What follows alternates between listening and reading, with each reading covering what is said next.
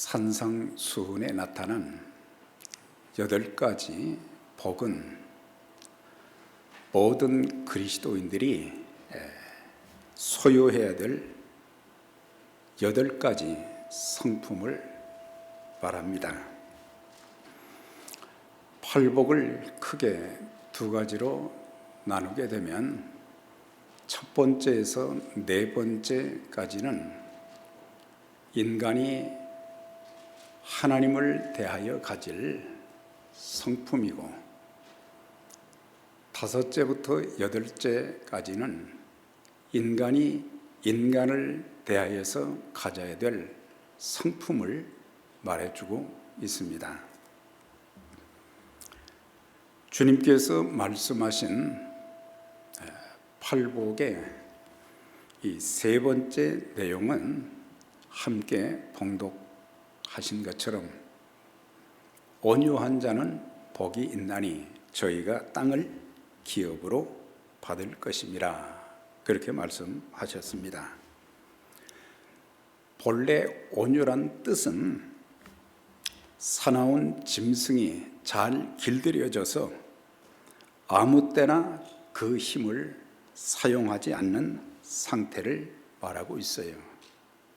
이 사나운 짐승들도 보면은 이렇게 잘 훈련이 되면 그 짐승들이 가진 엄청난 그 힘도 아무 때나 사용하지 않고 필요할 때만 사용하는 것을 보게 됩니다. 그래서 온유는 하나의 힘이 잘 조절되어 그것이 사람의 인격에 나타나는 특성이라 그렇게 말할 수 있습니다. 사람이 가진 힘이 조절되지 않으면 아무 때나 분노하고 상황에 관계없이 부적절한 언어와 폭력적인 행동을 사용하게 되는 것입니다. 그러나 온유하게 되면은 자기가 가진 힘을 함부로 사용하지 않습니다. 우리가 매일 자동차를 타고 다닙니다마는 자동차를 운행하게 될 때에 2가지 기구를 주로 사용합니다. 하나는 엑셀레이터와 브레이크를 사용하는데, 엑셀은 자동차의 앞과 뒤로 가게 하는 전진 후진을 위해서 그 역할을 하지만은, 브레이크는 속도 조절, 스탑 시킴으로 인해서 사고를 미연에 방지하고 인명피해를 줄여주게 됩니다.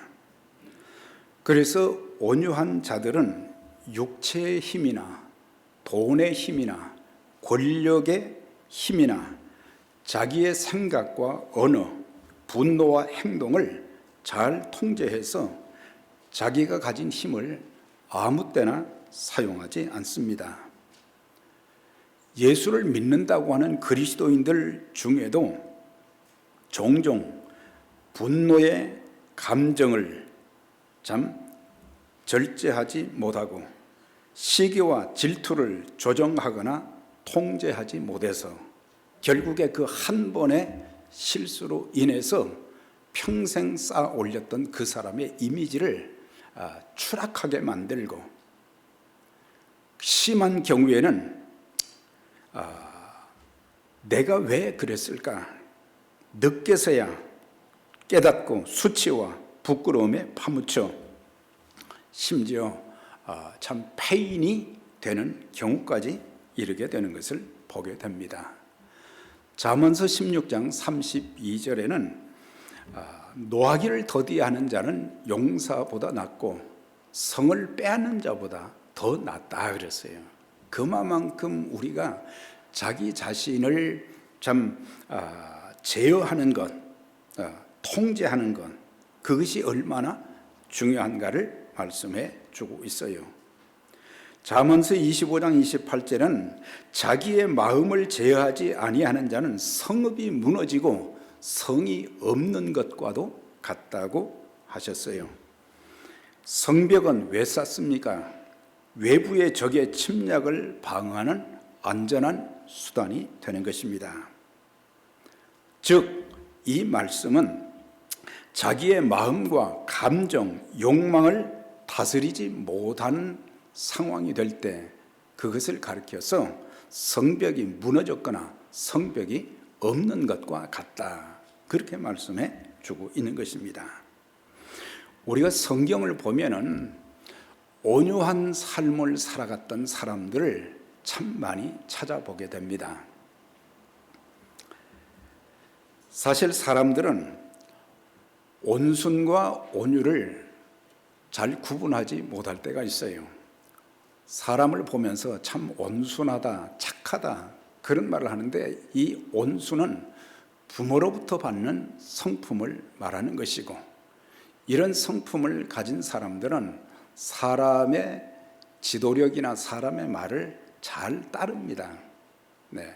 그래서 때로는 판단 의식이 참 약해서 잘못된 일에도 가담하게 되는 그런 경우들을 보게 되고, 그렇지만 온유는 바로 예수 믿어 성령의 다스림을 받는 성품이기 때문에, 그래서 항상 하나님께서, 우리 하나님은 참아주시는 하나님, 또 예수님께서는 참 겸손과 온유의 삶을 사신 그 주님처럼 자기를 잘 다스릴 뿐만 아니라 사람의 말보다는 하나님의 말씀에 따라서, 그리고 하나님의 성령의 도움을 구하면서 자기를 잘 다스려서 하나님의 자녀다운 아름다움을 가정생활 속에서도, 직장과 사업장에서도, 또 주의 몸된 교회를 섬기면서도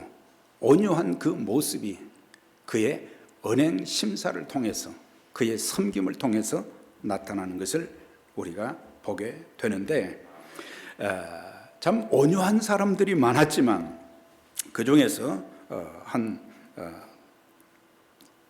두세 사람만 소개를 하게 되면, 우리가 창세기 37장과 39장을 보게 되면 요셉이라고 하는 인물이 나옵니다.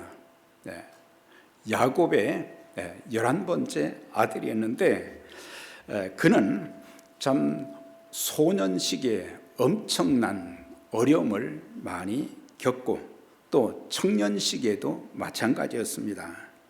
첫째는 그의 형제들에 의해서 애굽의 노예로 팔려갔고, 그곳에서 또 겨우 신분을 회복하고 살만했는데, 보디발 장군의 부인의 유혹을 물리치다가 결국에 그 부부에 의해서 이제는 감옥에 들어가게 되었습니다.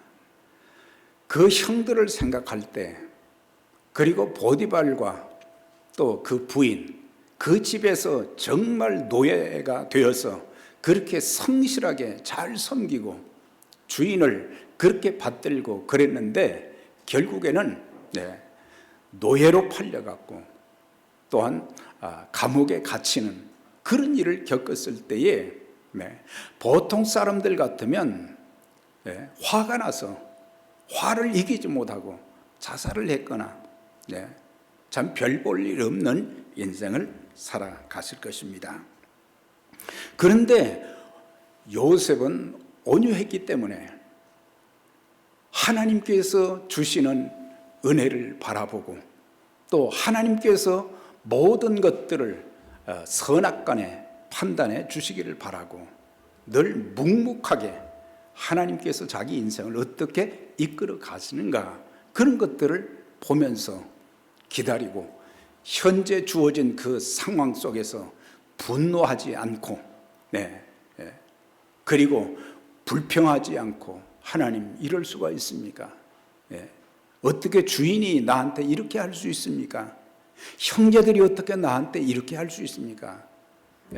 원망하고 탄식하지 아니하고 하나님께 다 맡겼어요. 그런데 하나님께서 그의 억울함을, 온유한 그의 억울함을 다 풀어주셨어요.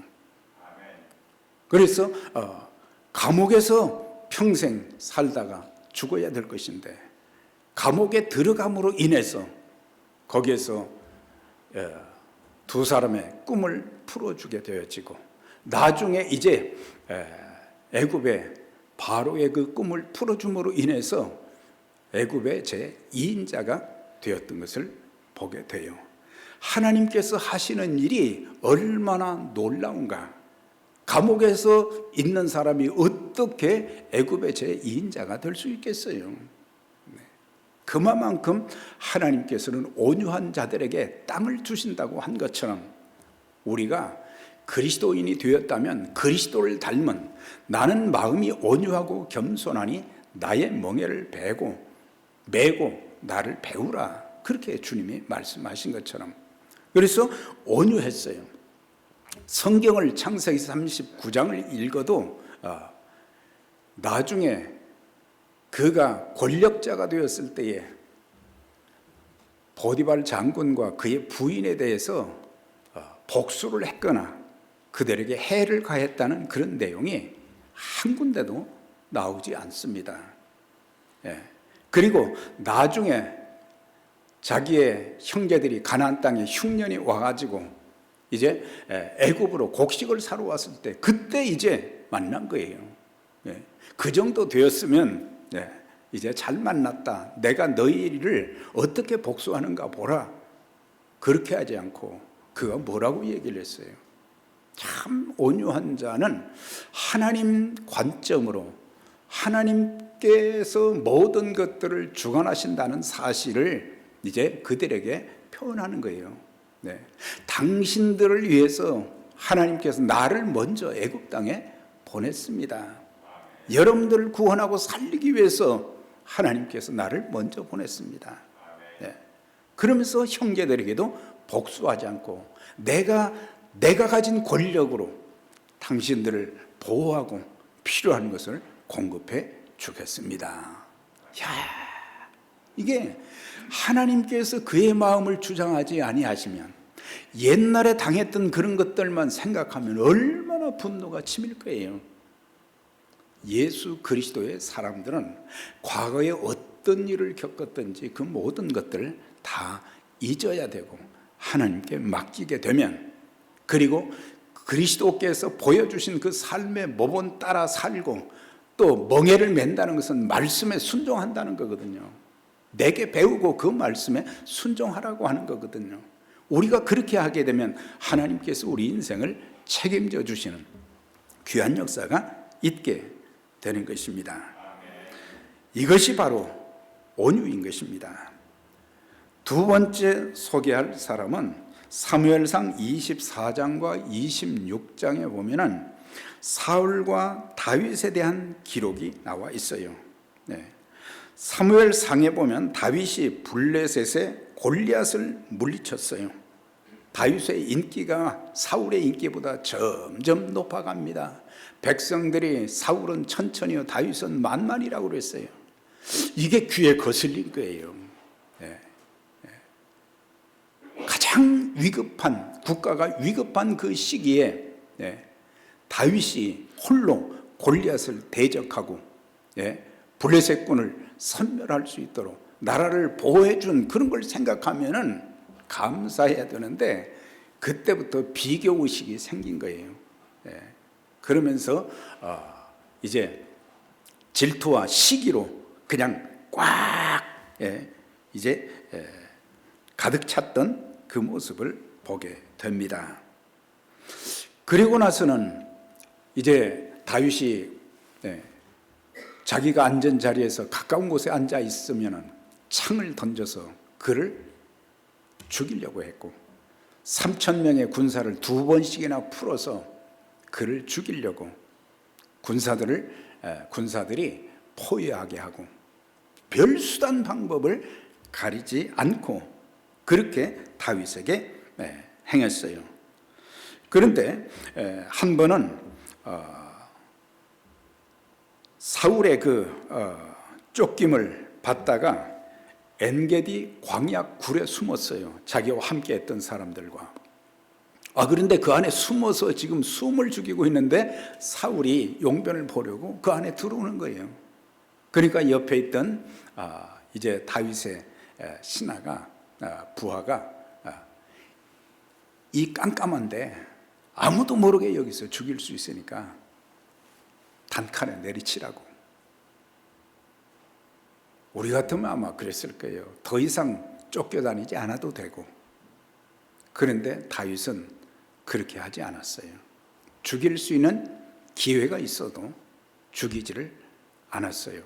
항상 하나님을 의식했어요. 하나님께서 기름 부으심을 받은 자를 내 마음대로 내가 죽이지 않겠다. 한 번의 기회를 놓쳤어요. 그 다음에 또 보면 10광야에서는 이제 사울이 군대를 동원해서 나와가지고 이제 저녁이 되어서 거기서 이제 군인들과 잠을 자고 있는데 다윗이 한 사람을 데리고 부하를 데리고 거기에 갔는데 처음 잠을 자고 있는 거예요. 거기 가서 보니까 이제 사울의 창이 그 옆에 있는 거예요. 그러니까 같이 갔던 사람이 창으로 찔러서 죽이면 다 끝납니다. 그런데 다윗은 그렇게 하지 않았어요. 사울의 창과 물병만 가지고 그 진을 빠져나오고 나중에서야 사울에게 그렇게 외쳤잖아요. 왕이여, 내가 당신을 죽일 수 있었지만 여기에 창과 물병이 있습니다. 그러니까 사울이 그때서야 내가 잘못했다 그런 얘기를 했는데, 참 보게 되면 그는 죽일 수 있는 기회가 두 번이나 있었지만 하나님께 맡기고 자신의 힘을 마음대로 사용하지 않았기 때문에, 그 온유한 마음 때문에 하나님께서 그의 인생을 책임져 주셨던 것을 보게 됩니다. 그래서 제2대의 왕이 될 수 있었고, 또한 그의 후손을 통해서 예수 그리스도가 또 이 땅에 탄생하시는 그런 귀한 이제 집안의 또 나라의 왕으로서 하나님 앞에 충성하며 귀하게 쓰임받은 것을 보게 됩니다. 이 두 사람의 예를 보면 참 온유했다. 그 사람들이 그냥 어쩌다 보니까 그렇게 높은 지위에 올랐거나 왕이 됐거나 그런 것이 아니라는 거예요. 그는 하나님 앞에서, 그들은 하나님 앞에서, 사람들 앞에서, 그리고 자기의 생각이나 자기의 어떤 인간적인 그런 잘못된 판단으로 자기의 욕심을 위해서 자기에게 주어진 힘을, 그 기회를 사용하지 않았다고 하는 거예요. 한 분을 더 소개하게 되면 마태복음 26장에 보면 예수님께서 이제 예루살렘에 올라가셔서 마지막 십자가를 지시기 전에 가룟 유다가 함께 했던 그 제자가, 신용이 참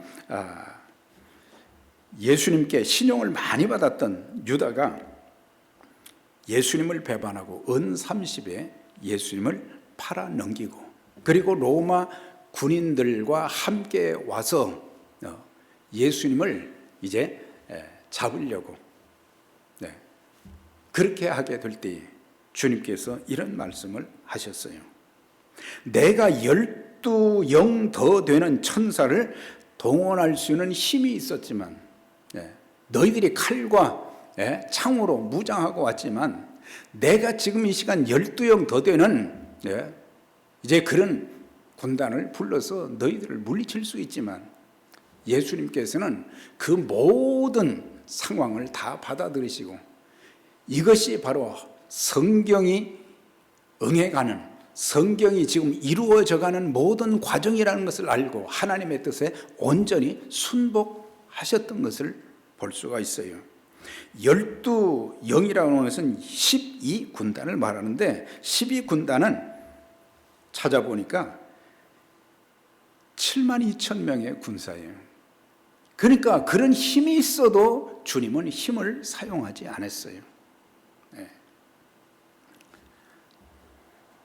로마 군인들이 예수님께 침을 뱉고 욕하고 주먹으로 치고 저주하며 잔인하게 십자가에 못 박을 때, 그리고 지나가는 사람들이 내가 진정 하나님의 아들이면 내가 십자가에서 내려와 보라, 그렇게 조롱할 때에도 그 고통을 다 참고 견디시면서 아버지여, 저들이 알지 못합니다. 저들의 죄를 용서해 주세요. 그렇게 이 주님이 그렇게 하셨는데, 주님만이 하실 수 있다고 생각했는데, 사실 보면은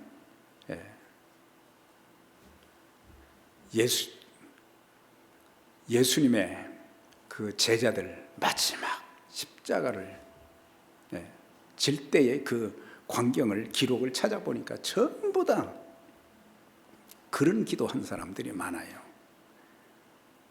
야고보서를 쓴 야고보도 그랬고, 스데반 집사도 마찬가지로 동일하게 그렇게 말을 한 것을 보게 됩니다. 이사야 53장 7절에 저가 곤욕을 당할 때도 그의 입을 열지 아니하였으며 마치 도수장으로 끌려가는 어린 양과 털 깎는 자 앞에서 잠잠한 양같이 그의 입을 열지 아니하였도다. 입을 열지 않았다고 하는 것은 인간적으로 겪는 모멸감, 고통, 아픔, 그런 것을 입으로 표현하지 아니하시고 입을 다무셨다고 하는 거예요. 우리는 조금만 아프면 막 아프다 그러잖아요. 가시만 조금 들어있어도 막 아프다 그러잖아요. 육체의 고통도 있지만 우리가 살면서 겪는 여러 가지 경제적인 문제나 또 사업적인 그런 일이나 또 교회 일을 해나가면서나 우리는 입을 막 열 때가 많잖아요. 내 말하고 싶은 대로 말하는 거예요. 하나님께서 내가 하는 말을 어떻게 들으실까? 그런 것들을 생각하면서 주님의 심정을 가진, 그리스도의 마음을 가진 그런 자세로 우리가 말해야 되는데, 우리는 그냥 눈앞에 보이는 그 환경, 내 눈에 보이는 건, 내가 겪는 것만 생각하지, 배후에 하나님께서 나를 인정하시고 나에게 복을 주시고 내 삶을 인도해 주시고자 하는 하나님의 뜻을 알지 못하기 때문에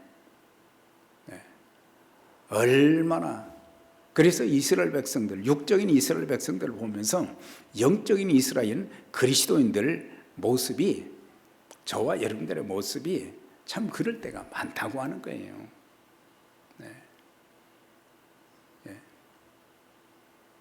마스크가 속히 벗겨지기를 바랍니다.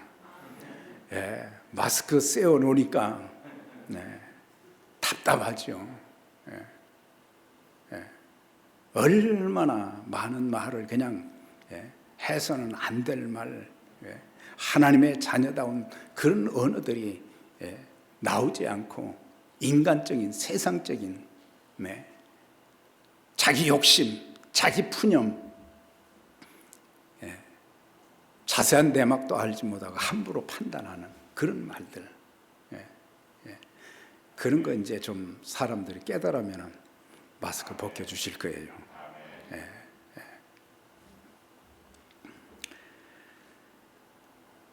사람이 온유하면 어디 가서나 잠잠하게 됩니다.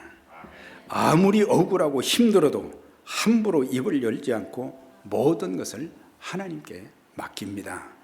하나님께서 우리의 겪는 아픔과 고통을 알고 계시고 이 어려운 과정을 통해서 하나님께서 더 크고 놀라운 은총과 복을 주시는 하나님의 역사를 바라본다고 하면 우리는 온유한 마음, 성령님 제 마음을 다스려 주시옵소서. 하나님께서 말하라고 할 때 하게 하시고 말하지 말라고 하면 하지 않게 해주세요. 여과 없이 말하지 않게 해주세요. 그러면 그리스도인의 온유함이 언제 나타나야 되는가? 마틴 로이드 존스 목사는 온유란 다른 사람이 나에게 대하는 것에 대해서 내가 어떤 반응을 보이느냐에서 찾아볼 수 있다 그랬는데, 사람들이 내게 여러 가지 참 말하는 것이나 대하는 것이 좋을 수도 있지만 그렇지 않을 수도 있거든요.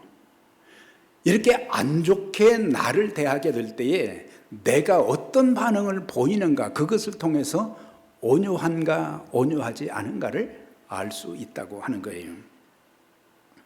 온유한 자는 누가 나를 칭찬할 때 거기에 마음을 빼앗기지 않고, 남이 나를 조롱하고 무시해도 즉시 분노하지 않으며 오히려 모든 것을 하나님께 맡기고 기도하는 자인 것입니다. 그래서 우리가 다른 사람들을 칭찬하고 위로하고 격려해 줄 수 있지만, 그렇게 칭찬한다고 해서 너무 거기에만 마음 쏠리지 말고, 또 남들이 뭐 또 좀 심하게 한다고 해도 우리가 그것 가지고 막 급히 분노하고 말을 절제하지 못하고, 이 길들지 않은 말들 얼마나 그냥 길이길이 뜁니까? 사람의 모습인데 짐승처럼 길이길이 뛴단 말이에요. 이성을 잃고 신앙이라는 정체성을 잃고, 성령께서 항상 저와 여러분들을 참 철저하게 다스려 주시기를 바랍니다. 그래서 첫 번째는 말씀을 듣는 태도가 온유해야 되는 것입니다. 야고보서 1장 21절에 더러운 것과 넘치는 악을 내어버리고 능히 너희 영혼을 구원할 바 마음에 심긴 도를 온유함으로 받으라. 여기서 도는 말씀을 말하는데, 하나님의 말씀을 우리는 온유한 자세로, 온유한 마음으로 받으라, 그렇게 말씀해 주고 있어요. 어떤 사람들은 온유한 자세로, 겸손한 자세로 받지만 어떤 사람들은 그렇지 않다는 거죠. 사무엘상 15장과 사무엘하 12장에 보면 두 사람의 예를 설명을 해주고 있어요. 거기에 보면 사무엘이 사울에게 하는 말이 있고, 그 다음에는 나단이 다윗에게 하는 말이 있어요. 그래서 사울은 사무엘에게 책망을 받고 다윗은 나단 선지자에게 책망을 받았어요. 둘이 다 책망을 받았어요. 그런데 받은 사람의 태도가, 한 사람은 온유했지만 다른 한 사람은 전혀 온유하지 않았어요. 사무엘이 사울에게 말합니다. 사무엘상 15장에 보면 아말렉 족을 쳐서 멸하라 그랬어요. 애굽에서 나올 때부터 이 발목을 잡고 하나님의 백성들 고통스럽게 하고 하나님의 뜻을 거스리고 이런 자들을 멸망시키라고 그랬어요. 시민이죠, 짐승들까지. 그런데 사울은 아말렉 족속은 멸했지만은 그들이 소유한 짐승들, 좋은 것들은 다 살려두었어요. 나중에 사무엘이 와가지고 짐승들이 막 우는 소리가 들리니까, 웬 이게 짐승들이냐 그랬더니, 이것은 자기가 가지려고 했던 욕심인데, 뭐라고 얘기했어요? 이거 하나님 앞에 번제 드리려고 좋은 것만 남겨놓았습니다. 그는 변명을 한 거예요. 내가 하나님의 말씀대로, 사무엘은 하나님이 하신 말씀을 사울에게 전해주었어요. 그런데 성경에 보니까 사울은 하나님의 말씀대로 행치 아니하였기 때문에 내가 너를 버려서 왕이 되지 못하게 한다, 더 이상 쓰시지 않겠다고 하는 거예요. 그러면 좀 잘못했고 회개해야 되잖아요. 내가 하나님 말씀에 불순종했습니다. 회개하면 되는데 변명으로 일관하다 보니까 결국에 사도행전 13장 22절 이하에 보면 하나님이 사울은 패하시고 다윗은 세우셨다고 하는 그런 내용이 나오는 것을 볼 수가 있어요. 네. 그런데 다윗이 간음죄를 졌어요. 그런데 나단 선지자가 자기는 목숨을 걸고 얘기하는 거예요. 왕한테 감히 죄를 졌다는, 간음죄를 졌다는, 살인죄를 졌다는 그 얘기를 하게 되면 자기 목숨도 위태롭지만 참 선지자이기 때문에 사람을 구분하지 않고 하나님 앞에서 그는 담대하게 이야기를 했어요. 그랬더니 다윗의 반응이 뭐였어요? 내가 사람에게 범죄했다라기보다는 하나님께 범죄했습니다.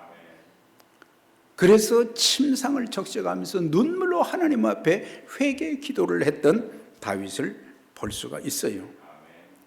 그랬기에 하나님께서 내가 이새의 아들 다윗을 만나니 내 마음에 합한 사람이라, 내 뜻을 다 저를 통해서 이루게 하리라 하셨더니 38절에 보면, 사도행전 13장 거기 보면은 다윗은 하나님의 뜻을 따라 섬기다가 그리고 잠들었다 그랬어요. 참 그 보면은 우리 모두가 다윗을 정죄할 때도 많지만 다윗과 같이 다 흠이 많은 사람들이에요. 중요한 것은 하나님 앞에서 내 존재를 바로 알고 내가 행한 것을 잘못된 것을 깨닫고 회개하게 되면은 하나님은 그런 사람을 끝까지 책임져 주시고 사용하시고 축복하십니다. 네. 그래서 하나님의 말씀을 받을 때 온유한 자들이 되어져야 된다. 네. 그 다음에 억울한 일을 당했을 때도 온유해야 되는 거예요. 우리가 살다 보면 참 억울한 일 당할 때가 참 많아요. 그래서 분을 이기지 못하고 그냥 술을 마시고 그리고 어떻게 하든지 죽여야 되겠다. 그래서 미국의 총기로 살인이 너무 많잖아요. 그런데 정말 분노할 일도 아닌데 조금만 기분이 나쁘면 총을 들고 나오는 거예요. 우리는 총을 들고 나오는 것은 아니지만은 조금만 억울한 일 당하면은 입이 쉬지를 못하는 거예요. 내 말이 왜 그렇게 험악한지 몰라요. 하나님의 사람다운, 하나님의 일꾼다운, 하나님의 종다운 그런 모습이 전혀 보이지 않고 세상 사람들과는 그 사람들보다도 더 나쁠 때가 많아요. 시편 37편 1절에 행악자를 인하여 불평하지 말라. 불의를 행하는 자를 투기하지 말라. 분을 그치고 노를 버리리라. 불평하지 말라. 행악에 치우칠 뿐이라. 참 비정상적인 그런 일을 볼 때에도 우리는 막 불평하고 욕하고 별의별 말을 다 하지만 그런 거에 대해서 불평하지도 말고 그리고 모든 것은 하나님께서 판단하시고 하나님께서 처리하시는 거예요. 내가 처리하려고 하는 것은 그리스도인다운 하나님의 자녀들의 모습이 아니에요. 하나님이 의로운 재판장이시기 때문에, 그래서 원수 갚는 것도 내게 있다고 주님 말씀하셨어요. 전부 하나님께 맡겨요. 하나님이 알아서 하시지 내가 재판장이 돼서는 안 된다고 하는 거예요. 네. 죄를 범한 자도 온유하게 대해주라고 하는 거예요. 이거 참 어렵습니다. 설교를 해도. 주님의 말씀이기 때문에 온유한 심령으로 그런 자들을 바로 붙잡아 주라. 여기에서 바로 잡으라는 말은 탈골된 뼈를 제자리에 갖다 맞출 때 뼈가 있던 위치에서 빠져나왔어요. 탈골이 됐어요. 꼼짝 못 하잖아요. 그러면 그 뼈를 다시 본자리에 집어넣어 주는 것이 바로 잡는 것인데, 그런 사람들도 우리가 수용하면서 그가 바로 설 수 있도록 도와주고 그것은 교회만이 할 수 있는 일이고 주님만이 하실 수 있는 일들이죠. 예.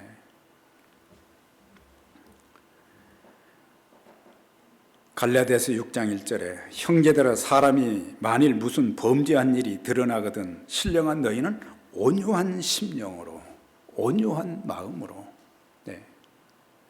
우리는 즉각 판단하거나 정죄하는 말을 하지 말라고 하는 거예요.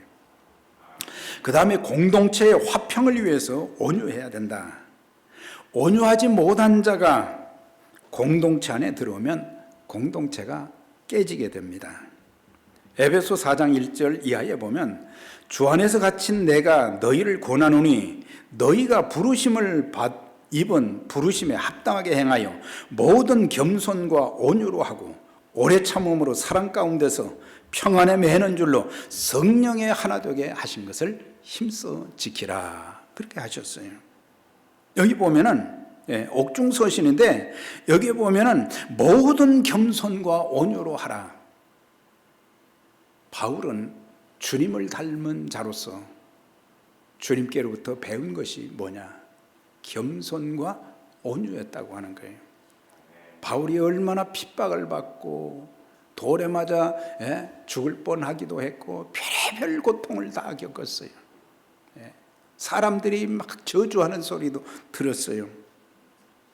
그런데 그는 주님을 배웠기 때문에 주님을 본받았기 때문에 에베소 교회 성도들에게도 모든 겸손과 온유로 하고 오래 참음으로 사랑 가운데서 평안에 매는 줄로 성령의 하나 되게 하는 것을 힘써 지키라. 간략하게 소개하면 비우고 낮추는 것, 참고 기다려주는 것, 그래야 다툼이 없고 평안하여 하나가 된다는 것을 가르쳐주고 있어요. 우리는 우리 자신을 비우지 못할 때가 많습니다. 우리 자신을 낮추지 못할 때가 많습니다. 우리는 그리스도를, 예수님을 그렇게 찾고 하나님을 그렇게 찾음에도 불구하고 하나님께서 우리에게 말씀하시는 것, 하나님께서 나를 통해서 하나님이 살아계신 의로우신 하나님이시라는 것을, 사랑의 하나님이시라는 것을 우리의 삶을 통해서 나타내 보여주어야 되는데 우리는 뭘 구할 때만 하나님, 예수님 찾지 내 삶 속에서 정말 하나님이 하나님 되고 예수님이 예수님 되고 성령님이 성령님 되시도록 증명해야 될 것이 우리 성도들이 해야 될 일이라고 하는 거예요. 온유하지 못한 자들의 말 때문에 개인과 가정, 교회와 사회 공동체가 큰 상처를 받고 깨어지게 되는 것입니다.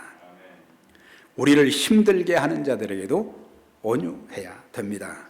디모데후서 2장 24절 마땅히 주의 종은 다투지 아니하고 모든 사람을 대하여 온유하며 그랬어요. 바울이 디모데에게 쓴 편지를 통해서 이제 내가 정말 하나님의 일꾼, 주의 종이 되었다고 하면은 너는 모든 사람을 대하여 온유해야 된다 그랬어요. 모든 사람, 별의별 사람들이 다 있잖아요. 힘들게 하는 사람들 많지요. 저도 그런 경험이 많지만은 또 여러분들도 마찬가지일 거예요. 참 힘들게 하는 사람들이 남편이 될 수도 있고 아내가 될 수도 있고 또 함께 신앙생활하는 성도들 중에 있을 수도 있고 친구들 중에도 있을 수 있고 참 힘들게 하는 거예요. 그럴 때에도 주님께서 가르치신 것처럼 좀 온유하게 대하고 가르치기를 잘하며 그래서 하나님의 일을 맡은 사람들, 교회 리더십들은 더더욱 주님을 닮은 온유한 자들이 되을 때 교회를 평안하게 세워갈 수 있는 거고, 그러면서 교회가 하나 되는데 왜 하나 되기를 힘써야 돼요? 그것은 복음을 전하는 전초기이기 때문에 우리가 복음을 위해서 우리가 참고, 그 복음은 사실은 예수님이잖아요.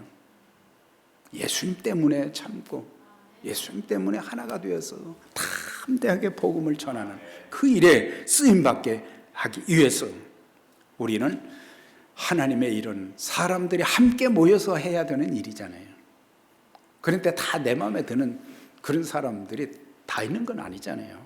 마음에 안 들어도 그런 사람들과 함께 조금 진행 속도가 늦더라도 같이 해야 된다 이 말이에요. 우리가 그걸 배워야 되는 거예요. 함께 하는 것을 교회를 통해서 배워야 되는 거예요. 네. 민수기 12장 3절에 이 사람 모세는 온유함이 지면의 모든 사람보다 더하더라. 40년 동안 얼마나 백성들이 그냥 시도 때도 없이 원망하고 불평하고 돌로 덜어치려고 그러고 40년간을 그렇게 당했으니, 그런데도 모세는 그때마다 하나님 앞에 참 온유한 자세로 엎드려서 하나님께 기도하고 하나님의 인도함을 받아서 그 백성들을 약속의 땅 앞까지 인도했어요. 그런데 이제 마지막 한 번 큰 실수를 했어요. 만나를 주신 이후에 백성들이 또 목이 마르다는 거예요. 그러니까 하나님께서 모세야, 너는 저 반석을 명하여서 반석아 물이 나올지어다 그렇게 하라고 했어요. 하셨어요. 그런데 너무 그냥 막 짜증이 난 거예요. 그 짜증이 나가지고 이 패역한 세대에 그러면서 이 반석을 두 번을 꽝 지팡이로 내려친 거예요. 근데 그 다음 구절을 제가 읽어보니까 너는 이 백성들을 더 이상 약속의 땅으로 인도하지 못할 것이다. 한 번의 그 실수가 그렇게 큰 거예요. 모세가 하나님 앞에 신명기에 보면 하나님 저 좀 약속의 땅에 들어가게 해주세요. 여러 번 그러니까 모세야 그만해라. 그만해 안 돼. 한 번 실수가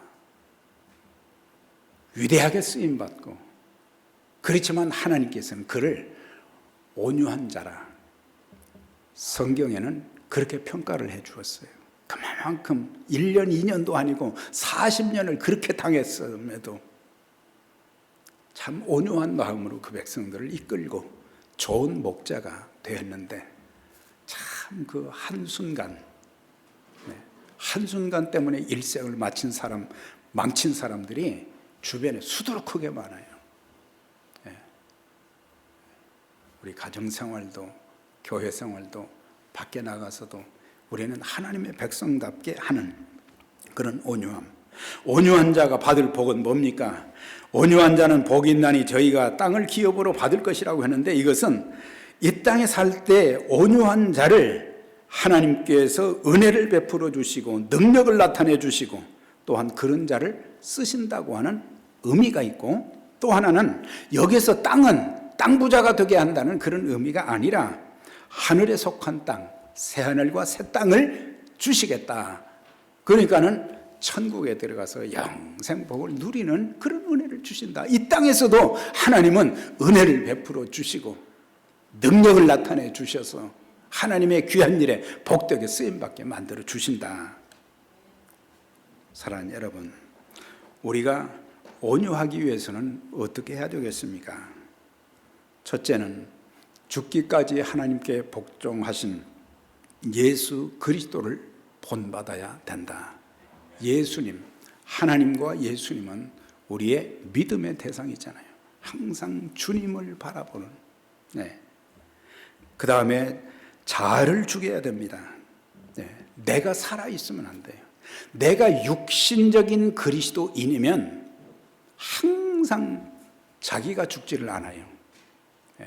자기가 살아있어요. 그래서 욕심 부리고 급히 분내고 자기의 더러운 인간성이 막 보여지게 되는 거예요.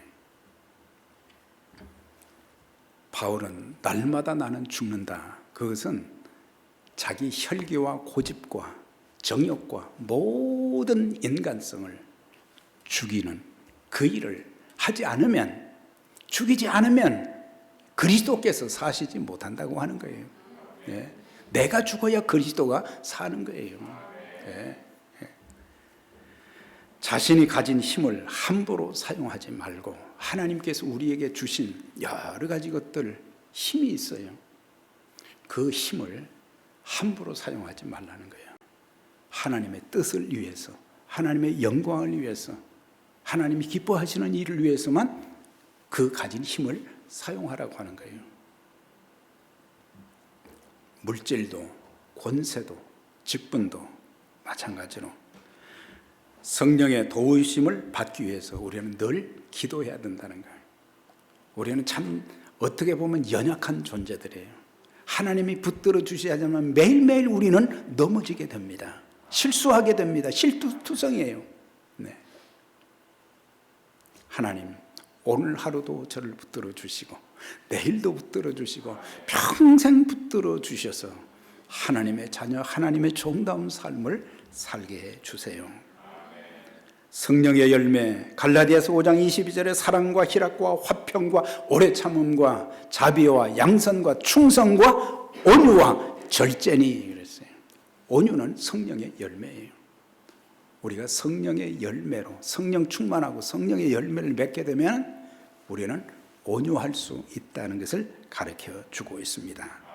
이 시대는 온유한 자들이 많이 필요합니다. 가족들끼리도 가정에서도 온유한 이제 가장이 필요하고 교회에서도 또 온유한 리더십을 가진 사람들이 필요하고 사회도 마찬가지로 국가도 마찬가지죠. 온유한 지도자가 아니면은 많은 사람들을 아프게 하고 잘못되게 할 수 있기 때문에 그 책임이 얼마나 크겠어요. 나는 마음이 온유하고 겸손하니 나의 멍에를 베고 내게 배우라. 그래서 주님 앞에 가는 날까지 우리는 이걸 배우고 주님을 닮은 자가 되어서 참 복음의 귀한 사역을 위해서 참 많은 사람들을 살리는 일에 귀하게 쓰임받는 저와 여러분들이 되시기를 주의 이름으로 축원합니다.